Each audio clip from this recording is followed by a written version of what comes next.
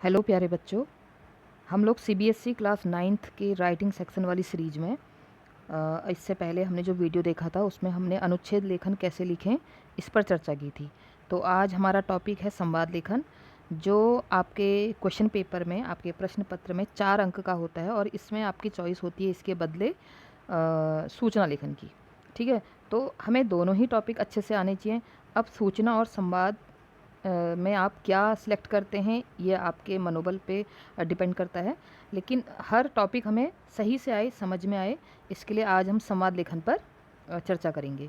तो संवाद लेखन है क्या? संवाद मतलब क्या होता है? कन्वर्सेशन, है ना। तो संवाद क्या है, संवाद लेखन किसे कहते हैं, और संवाद लिखते समय हमें क्या ध्यान में रखना चाहिए, और संवाद लेखन का क्या महत्व, और कुछ उसके एक आधा उसके उदाहरण देखेंगे। ठीक है, तो सबसे पहले इसकी हम परिभाषा में आते हैं कि संवाद को बातचीत भी कह सकते हैं।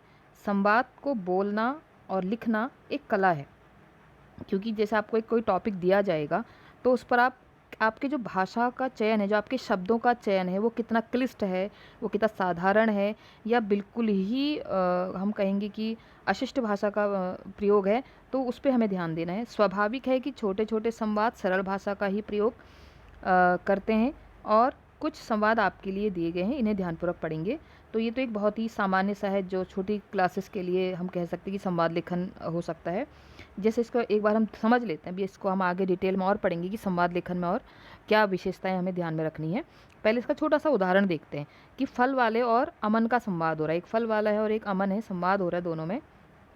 इनको हम कॉपी पर कैसे लिखेंगे, हमको ये ध्यान देना है। देखो, एक साइड पे हमें जो बोल रहा है उसका नाम लिखना है और उसके डैश करके फिर जो उसका स्टेटमेंट है उसको लिखना है। जैसे योगेश, ये फल वाले, नीचे ऊपर लिखा है अमन और नीचे लिख दिया योगेश। चलो कोई बात नहीं, हम योगेश अमन, कोई बात नहीं।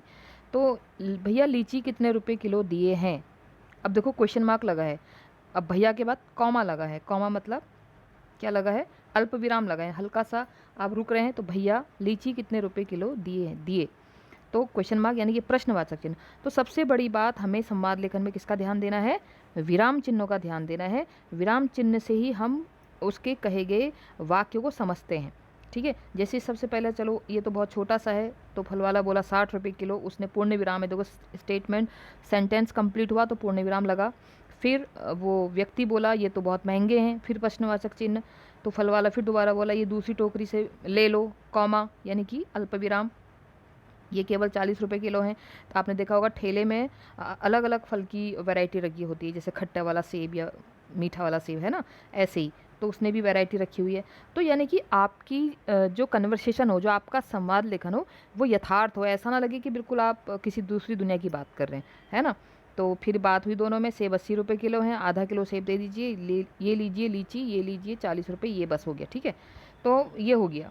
तो यानी कि यहाँ पर क्या है, एक कंटेंट स्टार्ट होगा और वो आधे में नहीं छूटेगा, वो कंप्लीट होके फिर कहानी ख़त्म होनी चाहिए। ये संवाद लेखन की विशेषता है कि आप उसको आधे में नहीं छोड़ सकते हो। और इसकी शब्द सीमा भी बहुत कम होती है, अधिक से अधिक शब्द में हमें नहीं लिखना है, क्योंकि 4 मार्क्स का है तो ज़्यादा तो हमें लिखना नहीं है ना। अब थोड़ा इसके हम डिटेल में और जाते हैं कि संवाद लेखन क्या है। संवाद जो है, वाद मूल शब्द में सम लगा है, सम उपसर्ग लगा है इसमें, और इससे क्या बना? संवाद बना। अब माना आपके सिलेबस में उपसर्ग भी हैं, तो संवाद में उपसर्ग कौन सा है? सम, जिसका अर्थ होता है बातचीत। इसे वार्तालाप भी कह सकते हैं। सामान्य रूप से दो लोगों के बीच, अब यहाँ पे तो दो लिखा है, लेकिन 2 से अधिक भी हो सकते हैं। माना 3 महिलाएं बात कर रही हैं, है ना, या 4 पुरुष बात कर रहे हैं, तो 2 से अधिक भी हो सकते हैं। 2 लोगों में हुई बातचीत को लिखना संवाद लेखन कहलाता है। और यहाँ पे हम बोल सकते हैं कि 2 लोगों या 2 से अधिक लोगों में हुई बातचीत को संवाद लेखन कहते हैं। अब इसकी परिभाषा तो हमें नहीं समझनी, क्योंकि एग्जाम में इसकी परिभाषा लिखने को नहीं आ रही है। एग्जाम में क्या आएगा, एक टॉपिक आपको दिया जाएगा, उस पर संवाद लेखन लिखना है। तो इसके लिए हमें संवाद लेखन की विशेषताएं पता होनी चाहिए। विशेषताएं क्या हैं? सबसे पहली विशेषता स्वाभाविकता, मतलब वो मैंने कहा ना, नेचुरल होना चाहिए। ऐसा नहीं कि बिल्कुल आप कुछ और ही बात करो। फल वाला एकदम से थोड़ी कहेगा कि ग्राहक आया, उसने बोला अरे तो बड़े महंगे, तो फल वाला थोड़ी कहेगा कि हाँ ठीक है, आप जितने कह रहे हैं उतने में ले जाओ। उन दोनों के बीच बहुत ज़्यादा कन्वर्सेशन चलती है, इसको बार्गेनिंग कहा जाता है ना। तो वो अपनी तरफ से अपने पक्ष रखेगा, फल वाला अपनी पक्ष से रखेगा, नहीं मुझे तो 1 रुपये का फ़ायदा भी नहीं हो रहा है, ये सब, मतलब उसमें स्वाभाविकता होनी चाहिए। पात्रों की अपनी स्थिति, संस्कार आदि को ध्यान में रखकर बोलना चाहिए। पात्र अनुकूल भाषा। अब पात्र अनुकूल मतलब जैसे फल वाले के अनुकूल ही उसकी भाषा होनी चाहिए, है ना।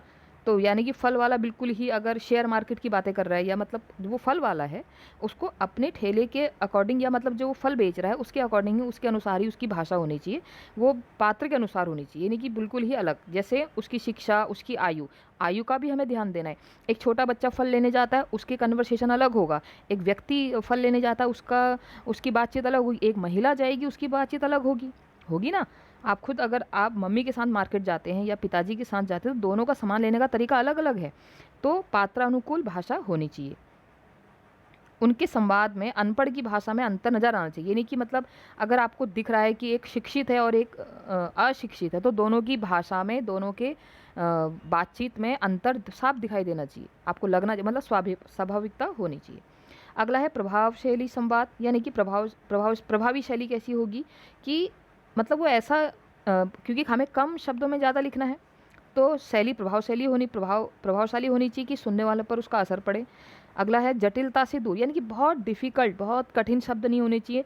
संवाद की भाषा में जटिलता नहीं होनी चाहिए, इससे सुनने वाला बात को आसानी से समझ सकता है और यथोचित जवाब दे देता है। मतलब अगर माना मैं हिंदी की टीचर और मैं जा रही हूँ वहाँ पर और मैं क्लिष्ट हिंदी भाषा का प्रयोग करके फल वाले से फल मांग रही हूँ, तो कहेगा बहन जी मुझे समझ में नहीं आ रहा आप क्या कह रहे हैं, है ना। तो जटिलता से हमें दूर रहना चाहिए। अगला है शालीनता, और सबसे बड़ी बात, संवाद की भाषा में शालीनता अवश्य होनी चाहिए। माना आप रास्ते से गुजर रहे थे और गलती से किसी गाड़ी ने आपको ठोकर मार दी, तो वहाँ पर रियल में आप समाज में आज क्या देख रहे हैं, अभद्रता वाली भाषाओं का प्रयोग होता है। लेकिन ऐसा आपको अगर माना आपको ऐसा कंटेंट मिल गया कि एक व्यक्ति दुर्घटनाग्रस्त है और दुर्घटना करने वाले से बात कर रहा है, तो उनके बीच में बातचीत कैसी होगी, तो आपको शालीनता का ध्यान रखना है। जो आपने समाज में देखा है या जिसको कभी ऐसे अभद्र भाषा का प्रयोग करते देखा है, उसका प्रयोग आप बिल्कुल नहीं करेंगे। अशिष्ट भाषा के लिए इसमें कोई जगह नहीं है। अब संवाद लेखन में किन किन बातों का ध्यान रखना है, सबसे पहले हमने क्या कहा, भाषा सरल और सहज होनी चाहिए कि सबकी समझ में आए। संवाद लेखन में सरल तथा छोटे छोटे वाक्यों का प्रयोग होना चाहिए। अब ये नहीं कि एक फल वाला बोल रहा है और उसने 4-5 लाइनें बोलने में लगाए हो, ऐसा नहीं होगा। संवाद लेखन में क्या होगा, एक बोलेगा दूसरा जवाब देगा, बिल्कुल वर्ड टू वर्ड नहीं देगा, ये नहीं कि हाँ ना ऐसे वाक्य भी नहीं होने चाहिए। उसके अपने वाक्य स्टेटमेंट कंप्लीट होना चाहिए और दूसरा भी उसमें मतलब अपनी बात पूरी रखे, ना बहुत छोटे वाक्य हों और ना इतने लंबे कि 4-4 वाक्य एक ही व्यक्ति बोल रहा है, ऐसा संवाद नहीं होना चाहिए। भाषा सुनने वाले के मानसिक स्तर के अनुरूप होनी चाहिए। अब माना मैं अगर 4 साल के बच्चे से बात कर रही हूँ और मैं बिल्कुल बातें कर रही हूँ, बेटा तुम मैथ्स लोगे या बायो लोगे, 4 साल का बच्चा क्या समझता है उस बात को, यानी कि उसकी आयु के अनुसार ही क्या होनी चाहिए, कन्वर्सेशन, बातचीत, डायलॉग वैसे ही होने चाहिए। ठीक है, तो आपको समझ में आया संवाद लेखन में सबसे ज़्यादा क्या ध्यान देना है। सबसे बड़ी बात विराम चिन्हों का ध्यान देना है। अब वो कैसे, देखो जैसे इसमें है एक टॉपिक है कि बाढ़ आने से कई गांव जो हैं वो जलमग्न हो गए, यानी कि डूब गए हैं, तो 2 मित्र उनकी सहायता के लिए जाना चाहते हैं। जैसे आपका एक चैप्टर था इस जल प्रलय में, है ना, उसी से मिलता जुलता आप समझ लो। तो उनके बीच भी संवाद का एक लेखन करना है, दिखाना है। तो माना 2 मित्र हैं, पंकज और अमर। पंकज कह रहा है अमर, देखो अमर के बाद आप ध्यान से देखेंगे, अमर के बाद इसमें संबोधन चिन्ह लगा है। आप किसी को संबोधित, किसी का नाम ले रहे हो तो क्या लगेगा, संबोधन चिन्ह। आपने कहा अमर, संबोधन चिन्ह, क्या तुमने आज का अखबार पढ़ा। अब क्वेश्चन है तो अंत में क्या आएगा, प्रश्नवाचक चिन्ह आएगा। ठीक है, अब अमर ने जवाब दिया, अब ये डैश का, इसका निर्देशन चिन्ह का प्रयोग करेंगे। ठीक है, अमर क्या कह रहा है, नहीं, नहीं के बाद अल्प विराम। ठीक है, अल्प विराम, क्या कोई विशेष खबर छपी है, फिर प्रश्नवाचक चिन्ह। मतलब आप कोई भी वाक्य विराम चिन्हों के प्रयोग के बिना नहीं लिखेंगे। और आपको पता है हिंदी क्या, किसी भी भाषा में विराम चिन्हों का विशेष महत्व होता है, उनसे उसका अर्थ समझ में आता है ना। पंकज, हाँ बाढ़ के कारण कई गांव पानी में डूब रहे हैं। अब इसने 2 सेंटेंस बोले, देखो एक पूर्ण विराम, अगला वाक्य, खेतों में पानी भरने से फसलें डूब रही हैं। इसने 2 वाक्य बोले। अमर, ऐसे में लोगों को बड़ी परेशानी हो रही होगी। अब देखो फिर प्रश्नवाचक चिन्ह, क्योंकि उसे पता नहीं है, हो रही होगी, प्रश्नवाचक चिन्ह। तो ये मैं आपको पूरा पढ़ के नहीं सुना रही, आपको इतना समझ में आ गया कि विराम चिन्हों का हमें संवाद लेखन में उचित प्रयोग करना चाहिए, है ना। विराम चिन्हों का विशेष ध्यान देना है, तभी हमारा वाक्य, और कोई माना साधारण सा वाक्य है तो पूर्ण विराम उसमें अवश्य लगाएं।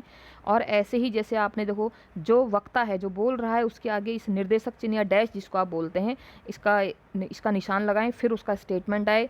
स्टेटमेंट 2 लाइन से ज़्यादा बड़ा ना हो और बहुत हाँ ना जैसा जवाब भी ना हो, यानी कि पंकज तुमने आज का अखबार पढ़ा, वो नहीं, ऐसा नहीं कहेगा, है ना। वो नहीं नहीं कहेगा, वो उसके साथ एक सेंटेंस और बोलेगा कि नहीं, क्या उसमें कुछ विशेष छपा है, या नहीं ऐसा क्यों पूछ रहे हो। मतलब आप समझ रहे हो ना, बहुत छोटे वाक्य भी हमें नहीं बोलने हैं, हाँ या ना वाले, और बहुत डिटेलिंग भी हमें कि एक ही व्यक्ति बोलता जा रहा है, दूसरा खाली हाँ ना कह रहा है, ऐसा हमें ध्यान में देना है। जैसे हम एक एग्जाम्पल और लेते हैं कि परीक्षा के एक दिन पूर्व दो मित्रों की बातचीत, है ना। अब परीक्षा भी किसकी है, मैथ्स की, मैथ्स माने गणित।